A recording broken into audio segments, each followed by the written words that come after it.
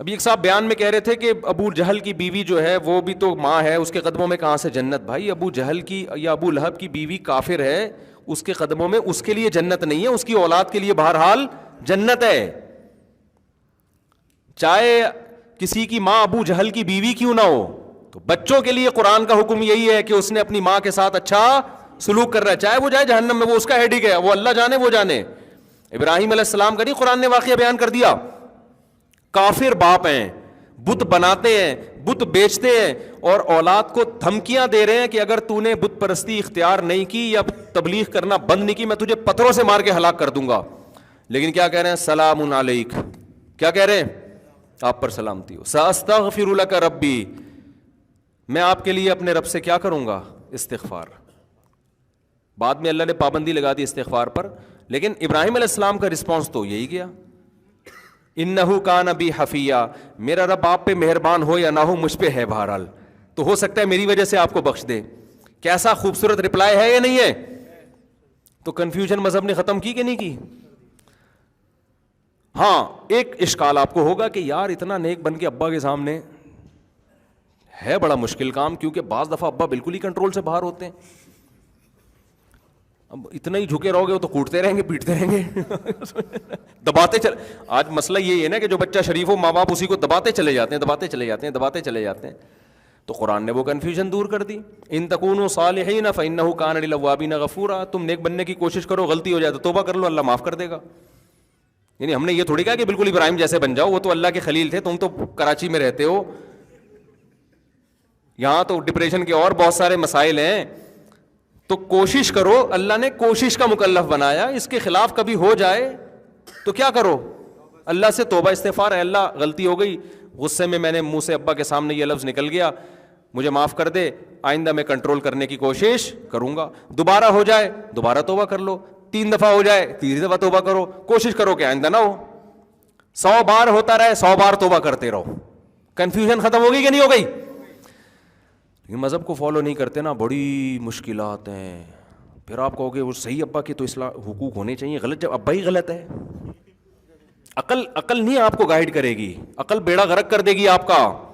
یہ جتنے فلاسفر ہیں نا, یہ کھوپڑی استعمال کر کر کے ابا اماں کو کے حقوق بھی ضائع کر دیے انہوں نے, بہن بھائیوں کے حقوق بھی ضائع کر دیے.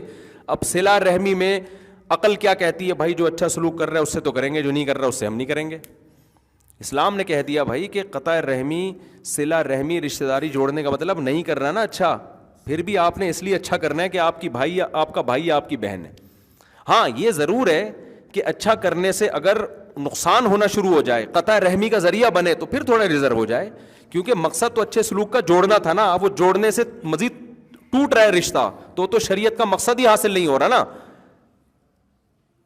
بالکل اس کی مثال ایسے جیسے باپ یا ماں اگر بہت زیادہ برا سلوک کر رہے ہوں, بہت ظلم کر رہے ہوں, تو ہم کہتے ہیں بھائی الگ ہو جاؤ. وجہ کیا ہے کہ اب ساتھ رہنے میں بجائے محبت, کیونکہ اسلام چاہتا ہے ماں باپ سے اچھا سلوک کرو, تو یہ جو قریب ہونا ہے یہ اچھے کے بجائے کس کا ذریعہ بن رہا ہے, برے سلوک کا. تو اس سے شریعت کا مقصد حاصل ہونے کے بجائے ضائع ہو رہا ہے. سمجھ میں آ رہی ہے بات. لیکن یہ جو آپ دور ہو رہے ہو یہ بھی اس لیے کہ سلوک کیا ہو آپ کا اچھا ہو, کیونکہ دور رہ کر آپ کو پتا ہے کہ میں نسبتاً بہتر سلوک کر سکتا ہوں. مقصد پھر بھی اس میں آپ کنفیوز نہیں ہو رہے, سمجھتے ہو, مقصد میں کنفیوز نہیں ہو رہے. بہت سارے اسلام کے احکام, نماز پڑھنی ہے آپ کو, یہ آپشنل نہیں ہے. روزہ رکھنا ہی رکھنا ہے آپ کو رمضان کا, یہ آپشنل نہیں ہے. زکوٰۃ نکالنی ہی نکالنی ہے, قربانی اگر واجب ہے تو کرنی ہی کرنی ہے, لوگوں سے مسکرا کے بات کرنی ہے, ٹھیک ہے نا. حدیث میں آتا ہے مسکرا کے بات کرنا صدقہ ہے. غصے میں کبھی اونچ نیچ ہو جائے تو استغفار کرنا ہی کرنا ہے. تو یہ بھی لچک بھی رکھی ہے, کیونکہ نیچرل ہے نا, نیچر ہے نا. تو انسان تھوڑی کوئی لوہے کا بنا ہوا ہے بالکل ایک دم سیدھا سیدھا چلتا رہے گا, آڑے ترچے ہوتے رہو تو دوبارہ لائن پہ. اب کراچی کی روڈوں پہ سفر جو کرتا ہے اس کو تو یہ مسئلہ بہت اچھی طرح سمجھ میں آتا ہے نا.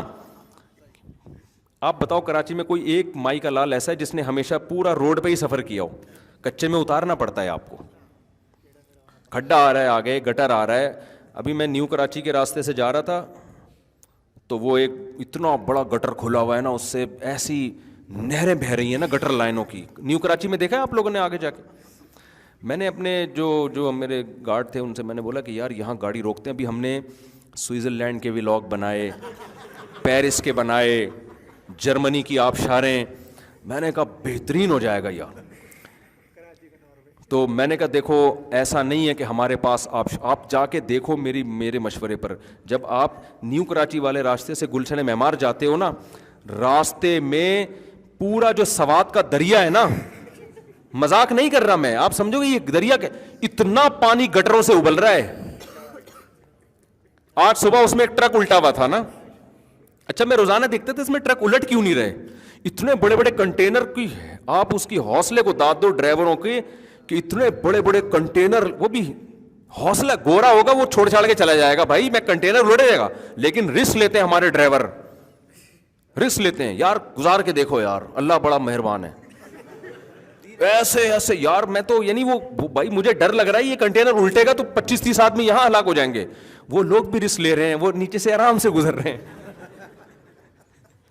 نہ ان کو ڈر لگ رہا ہے نہ کنٹینر والے کو ڈر لگ رہا ہے. تو میں حیران کہ یار یہ الٹا, آج دیکھا الٹا ہوا ہے, ایک پھنسا ہوا ہے وہاں پہ, آدھا یوں ہوا ہے 45 کے زاویے پہ نا, گرا بھی نہیں ہے اور اللہ نے ایمان کی برکت سے اس کو بچا لیا. ڈرائیور پتہ نہیں کہاں سے اترا ہوگا, دیکھا تھا نا, یہ بھی میرے ساتھ تھا, اس سے پوچھ لیں. یوں ٹرک یوں ہوا ہوا ہے.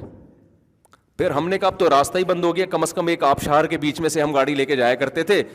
اب ہم گلیوں میں گھسے ہیں تو گلیوں میں گھس کے آگے جا کے گئے ہیں تو تمبو لگا ہوا ہے, کیونکہ کوئی کسی کو تمیز ہی نہیں ہے. شادی کرنا عقیقہ کرنا ہے, روڈ بلاک کر کے تمبو لگا کے کھڑے ہو جاؤ. ایک طرف ہم پیرس سے ہو کے آ رہے ہیں, وہ خوبصورت مناظر, ٹریفک, تمیز. اپنے کراچی میں آئے تو آبشاروں کے اسٹائل کیا ہو گئے.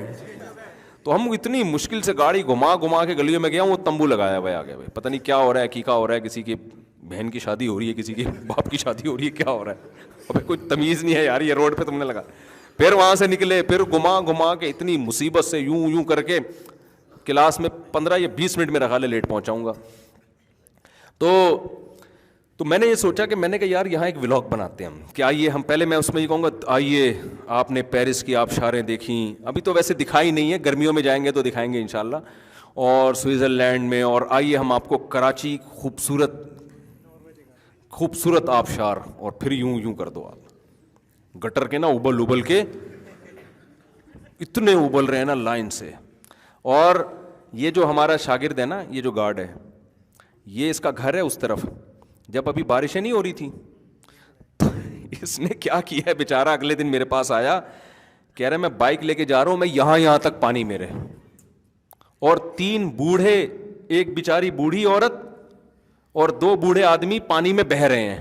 خیر بچا لیا ان کو زندہ. تو یہ حالات ہیں یار, آپ خود اندازہ لگاؤ. اللہ آپ شارے ہیں. تو شکر ہے خوشی اس پہ ہوئی کہ وہ مجھے اس پہ نہیں ہوئی تھی کہ گر گئے ہیں, غم خوشی بچنے کی ہوئی جب انہوں نے بتایا نا ان بوڑھوں کو ہم نے نکال لیا. تو یہ حالات ہیں. یہ بارش کے بغیر یہ آبشاریں ہیں, بارش ہو تو حسن کے مناظر, وہ تو ایسا مزہ ہوتا ہے کہ بھائی وہ تو سوئٹزرلینڈ تو کچھ بھی نہیں اس کے مقابلے میں. یہ حسن ہے ہمارے کراچی کا الحمدللہ. تو خیر کہاں سے کہاں بات چلی گئی یار, یہ کیا چل رہا تھا. بس بات کو ختم کرتا ہوں میں, بہت ہو گیا. ہاں تو میرے بھائی میں یہ بات کر رہا تھا کہ مذہب پہ چلو گے نا تو آپ کی کنفیوژن دور ہو جائے گی. آپ کو ایک ٹریک نظر آئے گا, یہ سیدھا راستہ ہے. تو اس میں اگر جیسے کراچی کی یہاں مثال آئی تھی کہ بھائی تھوڑا سا آگے گٹر مٹر آ بھی گیا تو اٹھا کے پھر بھی روڈ پہ ہی آنا ہے نا, یہ تھوڑی کہ اسی میں نہر میں ہی بہہ جائے گا جا کے وہ. تو اگر تھوڑا بہت انسان سے غلطی ہو جائے, آڑا ترشا ہو جائے, ابا کے سامنے کبھی اونچی آواز سے بات ہو گئی, کبھی بدتمیزی ہو گئی, تو بھائی توبہ کا دروازہ کھلا ہوا ہے. اچھا آخری بات, ابا سے بھی معافی مانگنی چاہیے کہ نہیں مانگنی چاہیے؟ تو اگر کبھی کبھار ہو جائے تو ابا سے بھی مانگیں, اگر آپ کی عادت ہی ہو گئی ہے تو صرف اللہ سے ہی مانگ لیں. کیونکہ بار بار معافی مانگتے ہوئے بھی وہ شرم کی بات نہیں ہے. اچھا یہ وہ ابا بھی اس سے پریشان ہو جائے گا کہ بس کر یار کوئی اور کام کر دو. تو پھر اللہ سے مانگو اور اپنے اوپر کوئی جرمانہ رکھ لو. تو یہ ایک اصول اور ضابطہ شریعت نے, اور بہت سارے اس میں احکام ہیں, لیکن کنفیوژن نہیں ہے. سمجھتے ہو, کسی اسلام کو چھوڑو گے کنفیوژن ہی, ساری زندگی ٹھوکریں ہی کھاتے رہو گے, اسی میں مر جاؤ گے.